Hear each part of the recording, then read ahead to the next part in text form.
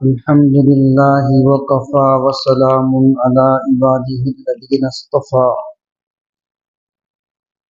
صلى الله عليه وعلى آله وأصحابه وعلى كل من تبعهم بإحسان إلى يوم الدين. أما بعد فقد قال الله سبحانه وتعالى: وإذ ابتلى إبراهيم ربه بكلمات فأتمهن قال إني جاعلك للناس إماما قال ومن ذريتي قال لا ينال عهد الظالمين. وقال النبي صلى الله عليه وسلم: ما عمل ابن آدم من عمل يوم النار أحب إلى الله من إحراق الدم أو كما قال عليه الصلاة والسلام. محترم اور معزز عزیز دینی بھائیوں، اللہ رب العزت نے عشرۂ ذی الحجہ یعنی ذی الحجہ کے مہینے کے شروع کے 10 دن اس کو بڑی فضیلت عطا فرمائی ہے۔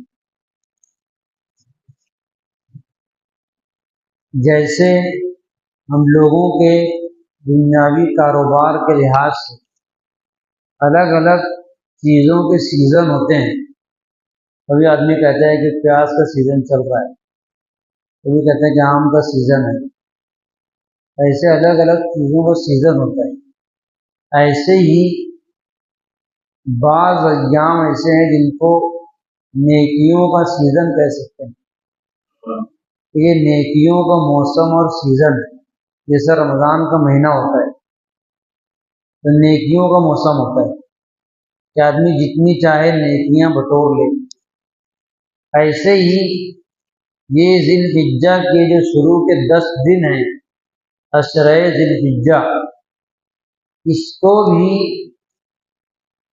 احادیث مبارکہ کے اندر بہت اہمیت دی گئی ہے۔ اس کو بھی نیکیوں کا موسم کہنا چاہیے۔ عام طور سے ہم لوگ ان 10 دنوں کی فضیلت نہیں جانتے۔ حدیث شریف میں ہے، اللہ کے نبی صلی اللہ علیہ وسلم نے ارشاد فرمایا، حضرت عبداللہ ابن عباس رضی اللہ تعالیٰ عنہ روایت کرتے ہیں، قال النبی صلی اللہ علیہ وسلم: ما من ایام العمل الصالح فیہن احب الی اللہ من هذه الايام العشر۔ اللہ رب العزت کو جتنا ان 10 دنوں میں کوئی بھی نیک عمل کرنا محبوب اور پسندیدہ ہے، اتنا بقیہ کسی دن میں نہیں ہے۔ یہ 10 دنوں کے بارے میں فرمایا گیا، جو 10 دن ذی الحجہ کے مہینے کے شروع کے 10 دن، ان کے بارے میں آپ نے فرمایا کہ اس میں کوئی بھی نیک عمل کرنا اللہ رب العزت کو سب سے زیادہ محبوب ہے۔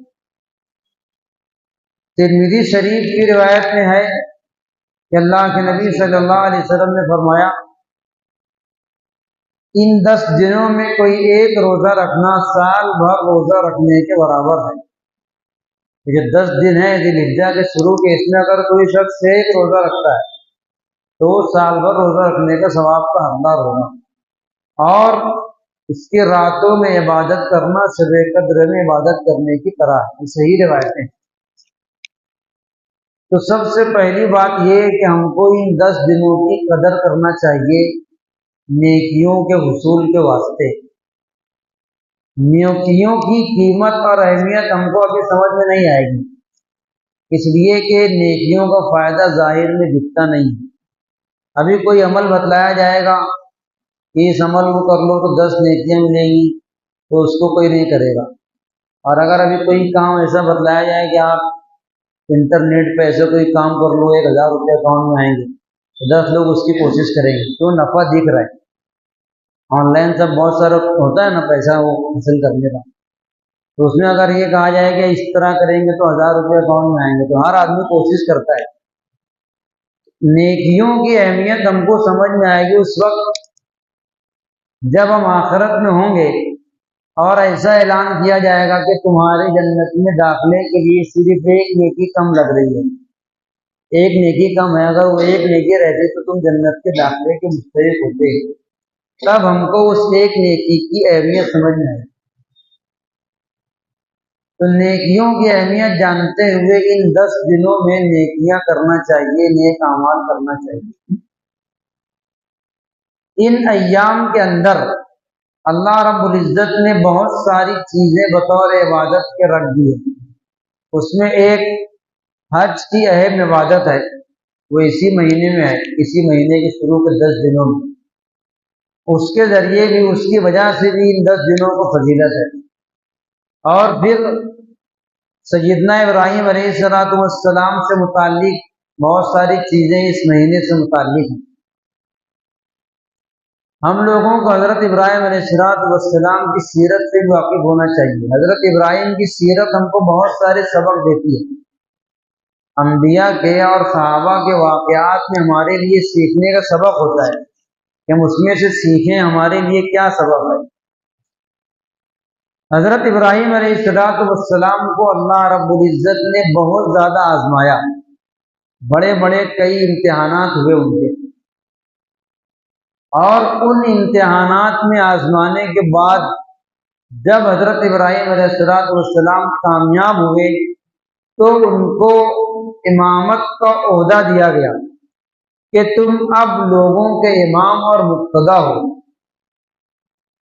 اللہ تعالیٰ فرماتے ہیں قرآن شریف میں وَإِذِ ابْتَلَىٰ إِبْرَاهِيمَ رَبُّهُ بِكَلِمَاتٍ فَأَتَمَّهُنَّ، یاد کیجیے اس وقت کو جب کہ ابراہیم علیہ السلام کو ان کے رب نے آزمایا بکلمات، چند امتحانات کے ذریعے، فَأَتَمَّهُنَّ، تو حضرت ابراہیم نے تمام امتحان پاس کر لیے، تمام امتحان میں کامیاب ہوئے، تمام آزمائشوں میں۔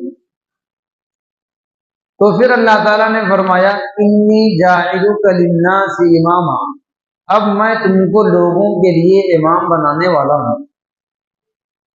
تو چاہے دنیا میں ہو اور چاہے آخرت میں ہو، اگر آدمی بڑا مقام اور مرتبہ چاہتا ہے تو اس کے پیچھے قربانیاں دینی پڑیں گی۔ بغیر بڑی بڑی قربانیاں دیے ہوئے اور بغیر آزمائشوں کے اندر مبتلا ہوئے ہم نہ دنیا میں بڑا مقام حاصل کر سکتے ہیں اور نہ آخرت کے اندر بڑا مقام حاصل کر سکتے ہیں۔ کئی سارے امتحانات حضرت ابراہیم علیہ السلام سے لیے گئے۔ سب سے پہلا امتحان حضرت ابراہیم علیہ السلام سے لیا گیا کہ ان کو وطن چھوڑنا پڑا، دین کے لیے، اللہ کے لیے اپنا وطن، اپنے والد کو چھوڑ دیا۔ قرآن شریف میں تمام واقعات کا تذکرہ ہے۔ جب ان لوگوں نے ان کو دھمکی دی، ان کے والد نے کہا لَأَرْجُمَنَّكَ، میں تم کو پتھروں سے مار کر سنسار کر دوں گا، ہلاک کر دوں گا۔ اللہ رب العزت کی طرف سے حکم ہوا، دین کے لیے اپنا وطن چھوڑ دیا، دوسری جگہ منتقل ہو گئے۔ اس کے بعد آپ نے سنا ہوگا، بہت مشہور واقعہ ہے، ان کو اپنے دین کے خاطر، توحید کے خاطر، شرک سے بچنے کی وجہ سے آگ میں ڈالا گیا۔ یہ سب ان کی امتحانات اور ان کی آزمائشیں ہیں۔ اس امتحان کے اندر وہ کامیاب ہوئے، اور اس کے بعد تیسرا امتحان جو ان سے لیا گیا، جب ان کو اولاد ہوئی، ان کو کہا گیا کہ اپنی بیوی اور بچے کو ایک جگہ پر جا کر چھوڑ آؤ، ایسی جگہ جہاں پر کسی جاندار کے رہنے کا کوئی انتظام نہیں ہے، وہاں کوئی چرند پرند نہیں ہے، وہاں کچھ نہیں ہے، پانی کا بھی نظم نہیں ہے، ایسی جگہ جا کر چھوڑ آؤ۔ ہم اور تم جیسے لوگ رہتے تو یہ سوال کرتے کہ وہاں تو رہنے کا انتظام نہیں ہے، وہاں تو پینے کا انتظام نہیں ہے، کیسے وہاں پر زندگی بسر ہوگی۔ نبی کا ایمان کامل اور مکمل ہوتا ہے اللہ رب العزت کی ذات پر۔ انہوں نے یہ سب نہیں سوچا، اللہ رب العزت کا حکم ہے، اپنے بیوی اور بچے کو وہاں پر چھوڑ دیا اور چھوڑ کر کے آ گئے، اور اس کے بعد اللہ رب العزت سے دعا کی، ربنا انی اسکنت من ذریتی بواد غیر ذی زرع، اے ہمارے رب، میں نے اپنے بیوی اور بچوں کو، اپنی ذریت کو وادی غیر ذی زرع میں، چٹیل میدان میں چھوڑ دیا ہے، کیوں؟ لیقیم الصلاۃ، تاکہ آگے چل کر وہ نماز قائم کرنے والے بنے۔ اس طرح کی دعا کی اور دعا کر کے لوٹ آئے۔ اللہ رب العزت نے حکم دیا، وہ امتحان کے اندر کامیاب ہوئے۔ اس کے بعد چوتھا امتحان، سب سے بڑا امتحان، جب فرزن ان کے بیٹے حضرت اسماعیل علیہ السلام کچھ بڑے ہوئے تو ان سے کہا گیا، خواب میں دکھلایا گیا، وہی کے ذریعے کہا گیا کہ اپنے بچے کو ذبح کر دو، اپنے بچے کو قربان کر دو۔ اگر دیکھا جائے تو یہ حکم عقل کے خلاف ہے، عقل میں آنے والی بات نہیں ہے کہ آدمی اپنے ہاتھ سے اپنے بچے کو ذبح کرے۔ لیکن حضرت ابراہیم علیہ السلام نبی تھے، جب شریعت کا حکم آ گیا، اللہ تعالیٰ کا حکم آ گیا، تو اب وہ چاہے عقل کے خلاف ہو چاہے عقل میں آنے والا ہو، وہ بہرحال کرنا ہے۔ حضرت ابراہیم علیہ السلام نے اس کو بھی کیا، تفصیل واقعہ آپ لوگ بار بار سنتے ہوں۔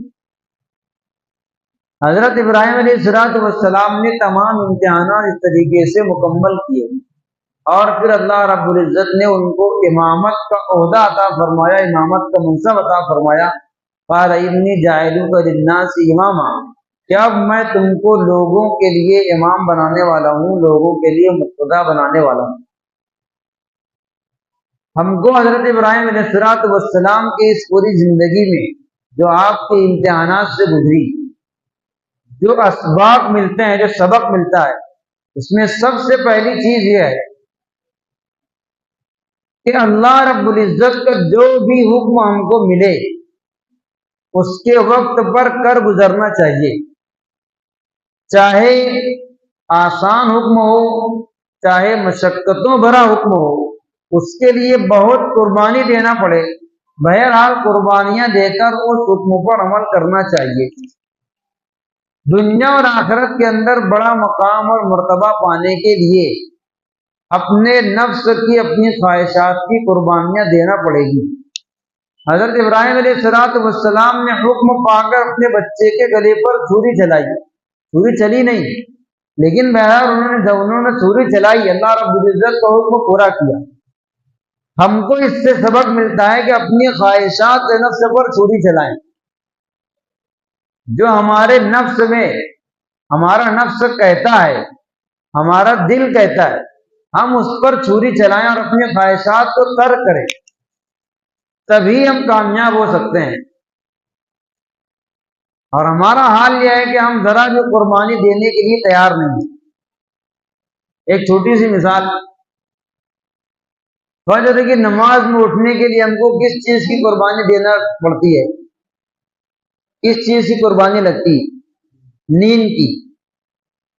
لیکن 80% مسلمان نیند کی قربانی نہیں دے سکتے۔ اللہ تعالیٰ کا ایک آسان حکم ہے کہ اٹھ کر کے 2 رکعت نماز پڑھنا، اتنا چھوٹا سا حکم پورا کرنے کے لیے ہم اپنی نیند کی قربانی نہیں دے سکتے، تو ہم کو دنیا آخرت میں کیسے کامیابی حاصل ہوگی؟ حضرت ابراہیم علیہ السلام نے اپنے بچے کے گلے پر چھری چلا دی، ہم اپنی نیند قربان نہیں کر سکتے۔ کبھی کبھی ایسا ہوتا ہے، نماز کا وقت ہے، دکاندار ہیں، دکان میں بھیڑ زیادہ ہے، تو سوچتے ہیں کہ اس کو نمٹا کر بعد میں نماز پڑھ لیں گے، نماز چھوٹ جائے گی، بغیر جماعت کے پڑھ لیں گے۔ ہم لوگ اپنے کاروبار کی قربانی نہیں دے سکتے اس چیز کے لیے، نماز کے لیے، جو سب سے اہم عبادت ہے۔ جتنی بھی عبادتیں ہیں کو کرنے کے لیے ہم کو اپنے جان کی، اپنے مال کی قربانی دینا پڑے گا۔ اللہ رب العزت کے دین کی خاطر کبھی کبھی آواز لگائی جاتی ہے تو بھائی نکلو اللہ کے راستے میں، کس چیز کے لیے؟ اپنی زندگی کو سدھارنے کے لیے، اپنی زندگی کو بنانے کے لیے۔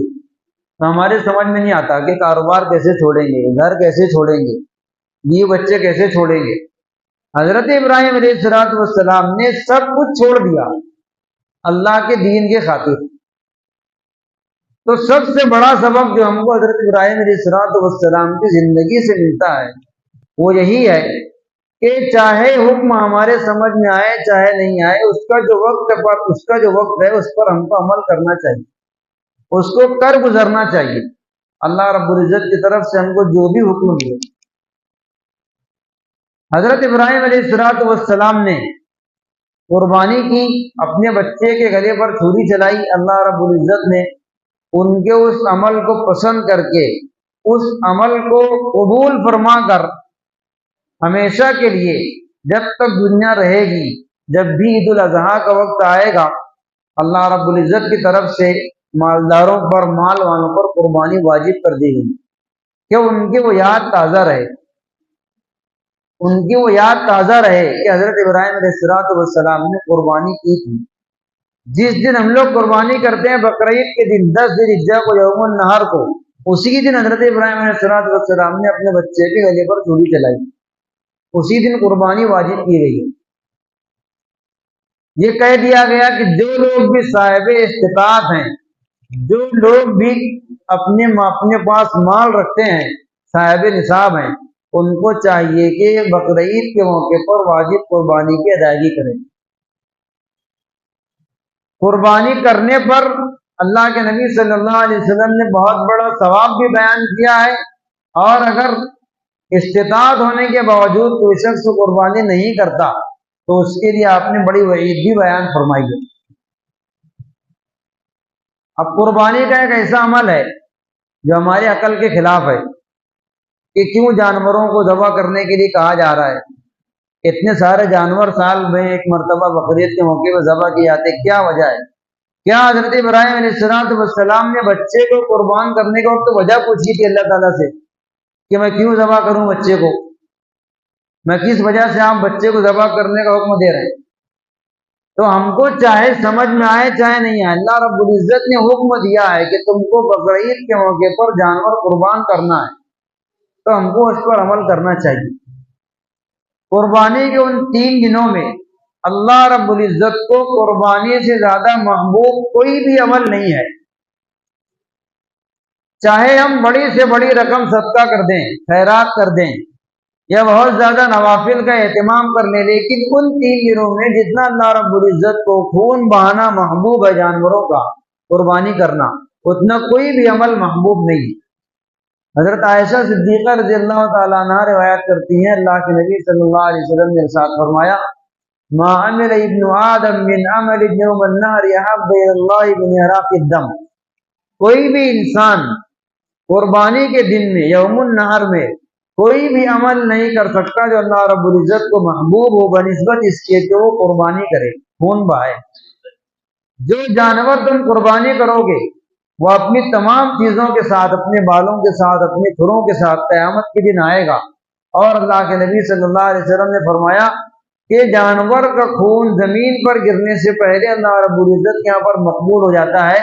فَطِيبُوا بِهَا نَفْسًا، تم اس کو خوش دلی سے کرو، خوش دلی سے جانور قربان کرو، یہ ثواب بیان فرمایا۔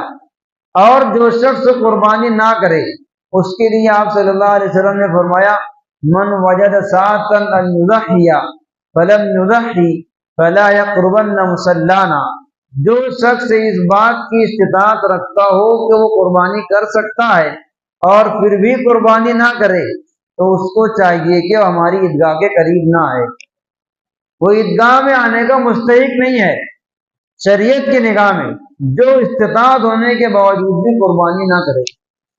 تو اللہ رب العزت نے مالداروں پر، صاحب نصاب لوگوں پر جو استطاعت رکھتے ہیں قربانی کرنے کی، ان پر قربانی کرنا واجب قرار دیا ہے۔ اور قربانی کرنے کا مقصد پہلے آپ کو بتلا دیا گیا، قربانی کرنے کا مقصد یہ ہے، اس سے سبق یہ ملتا ہے کہ اپنے اندر قربانی کا جذبہ پیدا کریں۔ جانور کی قربانی تو سال بھر میں ایک مرتبہ کرنی ہے، لیکن اپنی خواہشات نفس کی قربانی ہر دن ہر لمحہ کرنی ہے۔ جب نفس جو کچھ بولے گا ہم کو اس کے خلاف کرنا ہے۔ اللہ رب العزت کی بارگاہ میں مقبول بننے کے لیے سب سے آسان نسخہ یہی ہے کہ نفس جو بولے ہم کو اس کے الٹا کرنا۔ فجر کے وقت نفس بولے گا سو جا تھوڑی دیر اور، اس کے خلاف کر کے اٹھ جاؤ بستر پر سے اور مسجد میں آ جاؤ۔ نفس کے خلاف کیا، یک قدم بر نفس یک قدم بر خدا، ایک قدم نفس پر رکھیں گے دوسرا قدم خدا کے پاس جائے گا۔ فارسی کا جملہ ہے یک قدم بر نفس یک قدم بر خدا، ایک قدم نفس پر رکھو نفس کو دباؤ، دوسرا قدم اللہ رب العزت کی طرف بڑھے گا۔ خواہشات نفس کے خلاف کرنا، جو ہمارے دل میں آئے اس کے خلاف کرنا۔ آدمی اگر نفس کے خلاف کرنے والا بن جائے وہ بن جائے گا متقی پرہیزگار۔ لیکن ہم لوگ نفس کے مطابق کرتے، نفس جو کہتا وہی کرتے ہیں۔ نفس کے خلاف کرنا، یہ قربانی سے ہم کو سبق ملتا ہے۔ اور قربانی کرنے سے مقصد تقوی کا حصول، کہ ہم لوگ متقی بن جائیں۔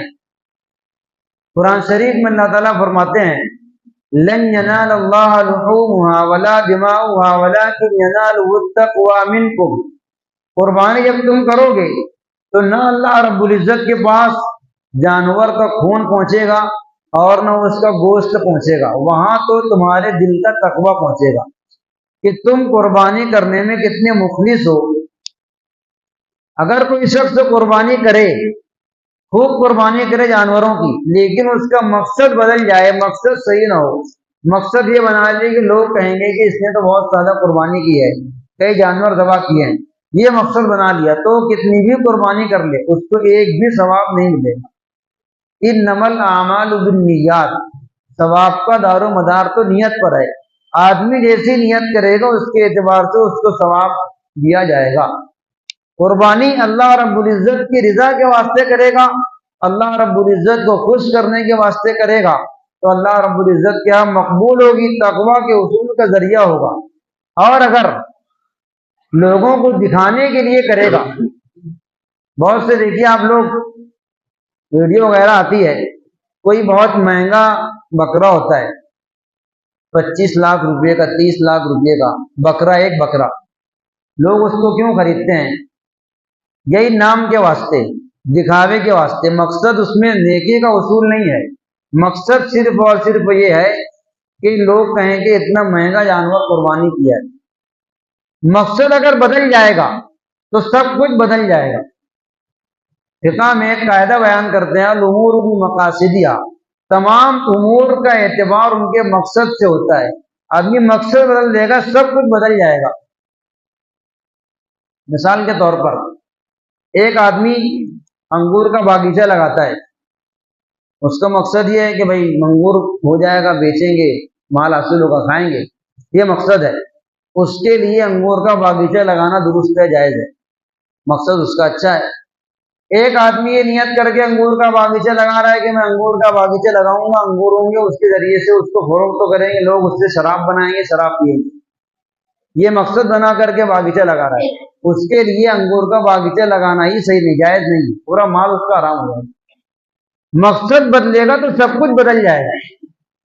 تو قربانی کا مقصد تقوی کا حصول، کہ اللہ رب العزت کی رضا نصیب ہو جائے، ہم متقی پرہیزگار بن جائیں۔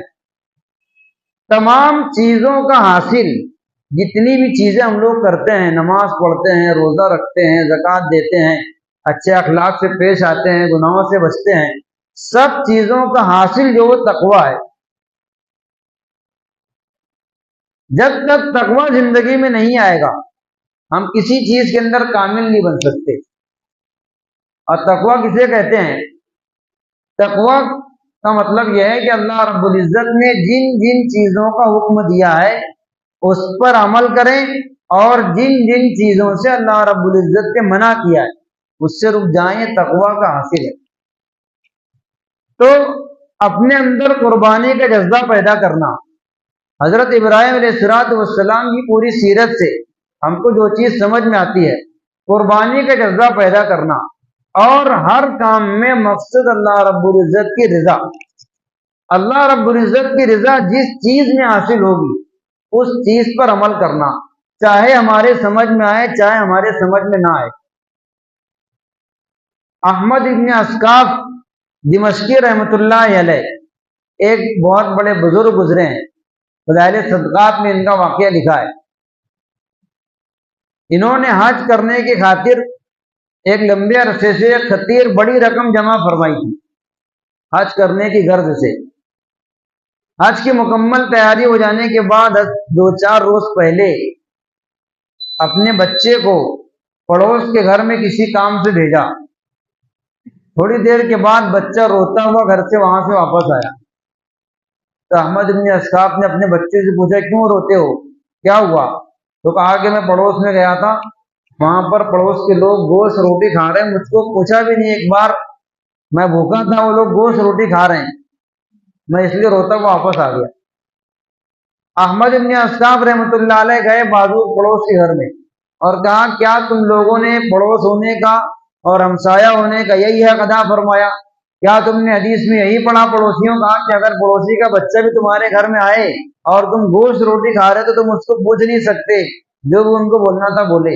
اس کے بعد میں پڑوس جو ان کا تھا ہزاروں قطار رونے لگا اور اس نے کہا کہ اب تو ہمارا پردہ فاش ہو گیا ہے، اب تو ہم کو بولنا ہی پڑے گا جو اصل حقیقت ہے۔